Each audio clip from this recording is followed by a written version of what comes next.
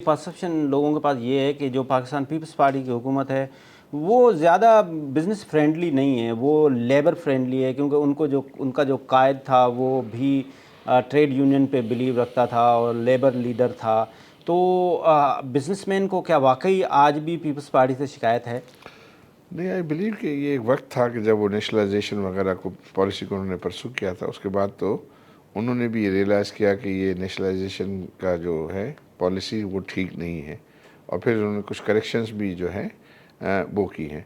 लेकिन ये है कि लोगों की शिकायत गवर्नेंस के बारे में है, तो उस के बारे में अभी सिंध गवर्नमेंट ने जो है वो एक बिज़नेस फैसिलिटेशन फोरम जो है वो तरतीब दिया है, और उसमें बिजनेसमैन को भी शामिल किया है, और फिर उसकी सब कमेटीज़ बनी हैं।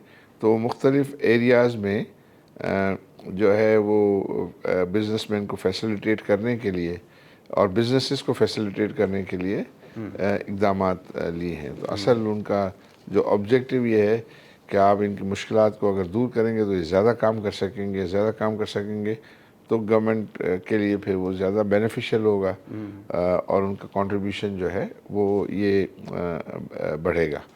तो इसमें मुसलसल जद्दोजहद की ज़रूरत है कि आप बिजनेसेस को इंसेंटिवाइज करें ज़्यादा से ज़्यादा, और उनमें से जो उनका जायज़ टैक्सेस का जो शेयर है वो इंश्योर करें कि वो कलेक्ट हो।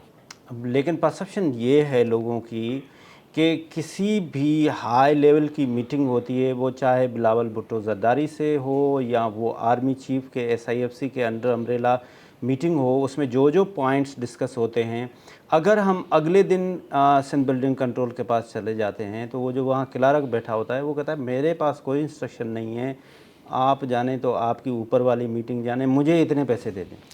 नहीं, ये आप सही कह रहे हैं कि ये इश्यूज़ और प्रॉब्लम्स हैं, और इसको ही ठीक करने की ज़रूरत है। तो अब ये है कि चीफ आर्मी स्टाफ आए थे, उन्होंने भी इसका एश्योरेंस दिया है।